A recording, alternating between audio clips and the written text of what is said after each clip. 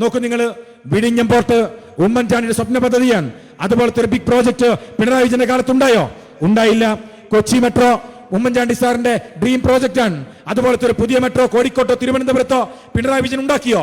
ഉണ്ടാക്കിയില്ല. കണ്ണൂർ എയർപോർട്ട് ഉമ്മൻചാണ്ടി സാറിന്റെ big project ആണ്, അദ്ദേഹത്തിന്റെ കാലത്ത് ഡ്രീം പ്രോജക്റ്റ് ആണ്. അതുപോലത്തെ ഒരു പുതിയ എയർപോർട്ട് കേരളത്തിൽ പുതുതായി ഉണ്ടായോ? ഉണ്ടായില്ല. ഗവൺമെന്റ് ആർട്സ് ആൻഡ് സയൻസ് കോളേജുകൾ ഉമ്മൻചാണ്ടി സാർ ഭരിക്കുമ്പോ, പി.കെ. അബ്ദുൾ റഹ്മാൻ വിദ്യാഭ്യാസ മന്ത്രിയാകുമ്പോ നമ്മൾ തീരുമാനിച്ചു കേരളത്തിലെ എല്ലാ നിയോജക മണ്ഡലങ്ങളിലും ഒന്നെങ്കിൽ ഗവൺമെന്റ് കോളേജ് അല്ലെങ്കിൽ എയ്ഡഡ് മേഖലയിൽ കോളേജ് ഉണ്ടാകണം. ഞാൻ താന്നൂരിൽ നിന്ന് സംസാരിക്കുന്നത്. താന്നൂർ ഗവൺമെന്റ് കോളേജ് അതിന്റെ ശില്പിയായി പ്രിയപ്പെട്ട അബ്ദുൾ റഹ്മാൻ സാഹിബ് ഉണ്ടല്ലോ, അദ്ദേഹത്തിന്റെ കാലത്താണല്ലോ താന്നൂർ ഗവൺമെന്റ് കോളേജ് കൊണ്ടുവന്നത്. ആ ഗവൺമെന്റ് കോളേജ് പോലെ ഒരു പുതിയ സർക്കാർ കോളേജ് പിണറായി വിജയന്റെ കാലത്തുണ്ടായോ? ഒരു പുതിയ സർക്കാർ കോളേജ് കേരളത്തിൽ പിണറായി ഭരിക്കുമ്പോ ഉണ്ടായില്ല. നോക്കൂ നിങ്ങൾ, തിരൂരിൽ മലയാളം സർവകലാശാല ഉമ്മൻചാണ്ടിയുടെ കാലത്ത്, തിരുവനന്തപുരത്ത് കേരള ടെക്നിക്കൽ യൂണിവേഴ്സിറ്റി ഉമ്മൻചാണ്ടിയുടെ കാലത്ത്. നമ്മൾ ചോദിക്കുന്നത്, ഇത്രമേൽ ഭീമമായ കടമുണ്ടാക്കിയ ഈ പിണറായിയുടെ കാലത്ത് ഒരു പുതിയ സർവകലാശാല ഉണ്ടായോ? ഉണ്ടായില്ല. രണ്ടത്താണ് സാഹിബ് ഉണ്ടല്ലോ, 5 കോടി രൂപയാണ് ഒരു MLA ആസ്തി വികസന ഫണ്ട്. 5 കോടി രൂപ. അതുകൊണ്ട് റോഡുണ്ടാക്കും, തോടുണ്ടാക്കും, പാലമുണ്ടാക്കും, നഴ്സറി ഉണ്ടാക്കും, കുട്ടിവെള്ളം ഉണ്ടാക്കും. ഒരു MLAക്ക് 5 കോടി. ആരാ 5 കോടിയാക്കിയത്? ഉമ്മൻചാണ്ടി ഭരിക്കുമ്പോ അത് 1 കോടിയിൽ നിന്ന് 5 കോടി രൂപയായി ഉയർത്തി. നമ്മൾ ചോദിക്കുന്ന ചോദ്യം, 10 വർഷമായല്ലോ പിണറായി വിജയൻ ഭരിക്കുന്നു, 5 കോടിയിൽ നിന്ന് 5 കോടി 1 രൂപ ആക്കാൻ പിണറായി വിജയന് കഴിഞ്ഞോ? കഴിഞ്ഞില്ല. അത് കഴിഞ്ഞില്ല. +2-ന് നമ്മളെല്ലാവരും എല്ലാ ജൂൺ മാസത്തിലും സമരം ചെയ്യാറുണ്ട്. ഇവിടുത്തെ എല്ലാ രക്ഷിതാക്കളും വലിയ ആശങ്കപ്പെടാറുണ്ട്. അവസാനം സ്ഥിരം ബാച്ച് അനുവദിച്ചത് പി.കെ. അബ്ദുൾ റഹ്മാന്റെ കാലത്ത് ഉമ്മൻചാണ്ടി മുഖ്യമന്ത്രിയാകുമ്പോ 10 വർഷം പൂർത്തീകരിക്കാൻ പോവാണല്ലോ. എന്റെ സഖാവേ, ഞാൻ ചോദിക്കട്ടെ, ഒരു പുതിയ ബാച്ച് അനുവദിക്കാൻ, സ്ഥിരം ബാച്ച് അനുവദിക്കാൻ ഈ ഗവൺമെന്റിന് കഴിഞ്ഞോ? കഴിഞ്ഞില്ല. പിന്നെ എന്തിനാണ് ഈ കടം മുഴുവൻ ഈ നാടിനുണ്ടായത്? ഇത്ര വലിയ കടബാധ്യത 60 വർഷക്കാലം 1.75 ലക്ഷം കോടി രൂപ, കേവലം 10 വർഷം കൊണ്ട് 4.3 ലക്ഷം കോടി രൂപ.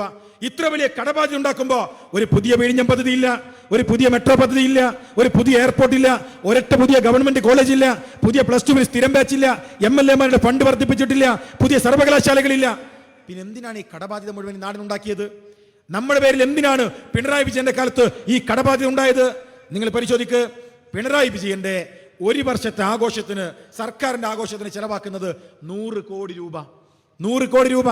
4ാം ആഘോഷം നടക്കുമ്പോൾ, 4ാം വാർഷിക ആഘോഷം നടക്കാൻ ഗവൺമെന്റ് വകയിരുത്തിയത് 100 കോടി രൂപ.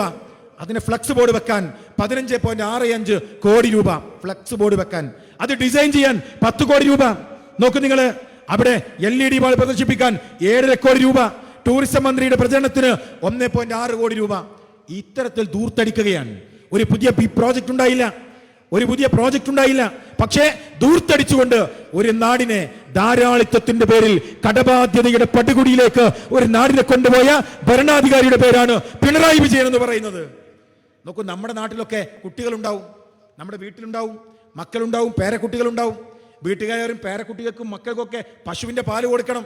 അതെല്ലാവർക്കും താല്പര്യമുള്ള കാര്യമാണ്. നമ്മുടെ മക്കൾക്ക് അങ്ങനെ താല്പര്യം ഉണ്ടെങ്കിൽ നമ്മൾ എന്താ ചെയ്യാം? തൊട്ടപ്പുറത്ത് പശുവുള്ളൊരു വീട്ടിൽ നിന്ന് 1-2 ലിറ്റർ പാല് വാങ്ങും. അതല്ലെങ്കിൽ കേരളത്തിന്റെ സ്വന്തം മിൽമയുണ്ട്, മിൽമയിൽ നിന്ന് പാല് വാങ്ങാം. എന്നാൽ പിണറായി വിജയൻ എന്ന് പറയുന്ന മുഖ്യമന്ത്രിയുടെ പേരക്കുട്ടി, വീണ വിജയന്റെ മകൾ, അയാൾക്ക് പാല് ഭയങ്കര ഇഷ്ടമാണത്രേ. ആ കുട്ടിക്ക് പാല് ഭയങ്കര ഇഷ്ടമായതുകൊണ്ട് പശുവിന്റെ പാല് കൊടുക്കാൻ ഈ മുഖ്യമന്ത്രി ചെയ്ത പണി എന്താണെന്നറിയാം? ഒരു പശുവിന്റെ തഴുത്തുണ്ടാക്കിയിട്ട് 4 ജേഴ്സി പശുവിനെ വാങ്ങി ഗജനാവിൽ നിന്ന് 1/2 കോടി രൂപ എഴുതിയെടുത്ത വിഡ്ഢിയായ ഭരണാധികാരിയുടെ പേരാണ് പിണറായി വിജയൻ എന്ന് പറയുന്നത്. പേരക്കുട്ടിക്ക് പാല് കുടിക്കാൻ ഒരു തഴുത്തനുണ്ടാക്കിയിട്ട് 4 പശുവിനെ വാങ്ങിയ ഒരു ഭരണാധികാരി. ആരുടെ പണമാണ്? എന്റെയും നിങ്ങളുടെ നികുതി പണമാണ്, ഈ നാടിന്റെ നികുതി പണമാണ്. ഇങ്ങനെ ധാരാളിത്വം കാണിക്കുന്ന ഒരു ഭരണാധികാരിയായി പിണറായി വിജയൻ എന്ന ഭരണാധികാരി മാറി. നോക്കൂ, നേരത്തെ ഇവിടെ പ്രിയപ്പെട്ട രണ്ടത്താണി സാഹിബ് പറഞ്ഞല്ലോ, ആർക്കാ തൊഴിൽ? ഈ ചെറുപ്പക്കാർക്ക് തൊഴിൽ കൊടുക്കേണ്ട ബാധ്യത ആരുടേതാണ്? തൊഴിൽ കൊടുക്കേണ്ട പണി ആരുടേതാണ്? അത് സർക്കാരിൻ്റെതാണ്. സർക്കാരാണ് തൊഴിൽ ദാതാവ്. ആ സർക്കാരാണ് തൊഴിൽ കൊടുക്കേണ്ടത്. നമ്മൾ പറയാറുണ്ടല്ലോ, ഇവിടെ MDMA വലിയ രൂപത്തിൽ ഉപയോഗിക്കുന്നു, സിന്തറ്റിക് ഡ്രഗ്സുകൾ ഇവിടെ ഉപയോഗിക്കുന്നു. അതിന് പള്ളിയിൽ നിന്ന് ജുമ കഴിഞ്ഞാൽ പ്രഭാഷണം, അമ്പലത്തിൽ നിന്ന് മൈക്കില് സാരോപദേശം, ചർച്ചിൽ നിന്ന് പ്രാർത്ഥന കഴിഞ്ഞാൽ വലിയ ചർച്ചകൾ, ക്ലബ്ബുകൾ, എല്ലാവരും പരിപാടിയിലാണ്. ഞാൻ ചോദിക്കട്ടെ, എങ്ങനെയാണ് ചെറുപ്പക്കാർ MDMA-യിലേക്ക് പോകുന്നത്? എങ്ങനെയാണ് ചെറുപ്പക്കാർ ഈ ഇത്തരത്തിലുള്ള ഡ്രഗ്സിലേക്ക് പോകുന്നത്? ആരാ അതിന്റെ ഉത്തരവാദി? നമ്മളെല്ലാവരും വലിയ ക്യാമ്പയിൻ നടത്തുമ്പോൾ അതിന് ഉത്തരവാദി ഉണ്ടല്ലോ. ആരാ അതിന് ഉത്തരവാദി? അതിന് ഉത്തരവാദി ഈ ഗവൺമെന്റാണ്.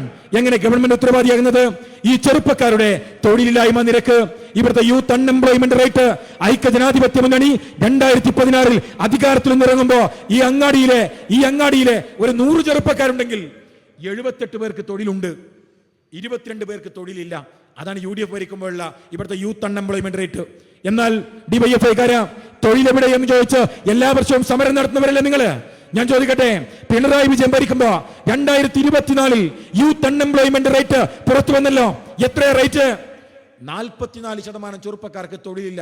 നമ്മൾ ഭരിക്കുമ്പോ 22%, ഇപ്പോ 44%. എന്ന് വെച്ചാൽ ഈ അങ്ങാടിയിൽ 100 പേരുണ്ടായാൽ ആ 100 പേരിൽ പകുതി പേർക്ക് തൊഴിലില്ല. ആ തൊഴിലില്ലാത്ത പകുതി പേരാണ് ഈ പറഞ്ഞ തരത്തിലുള്ള സിന്തറ്റിക് ഡ്രഗ്സിലേക്ക് പോകുന്നത്. അവരാണ് ഇത്തരത്തിലുള്ള ഡ്രഗ്സുകൾക്ക് അടിമപ്പെട്ടുകൊണ്ട് അതിന്റെ വിപണനത്തിന് പോകുന്നത്. അവർക്ക് തൊഴിൽ കൊടുക്കേണ്ട സർക്കാർ ഇന്ന് എവിടെയാണ്? ഇത് ഞങ്ങൾ വെറുതെ പറഞ്ഞിട്ട് പോകുകയല്ല. ഡിവൈഎഫ്ഐക്കാരാ, നിന്റെ മൊബൈൽ ഫോൺ എടുത്ത് പരിശോധിക്കുക. ഗവൺമെന്റ് ഓഫ് ഇന്ത്യയുടെ മിനിസ്ട്രി ഓഫ് സ്റ്റാറ്റിസ്റ്റിക്സ് അതിന്റെ കണക്കുകൾ പരിശോധിക്കുക. അതിൽ കൃത്യമായി രേഖപ്പെടുത്തുന്നു 2024 ഈ കേരളത്തിന്റെ യൂത്ത് അൺഎംപ്ലോയ്മെന്റ് റേറ്റ് എന്ന് പറഞ്ഞാൽ അത് 44%.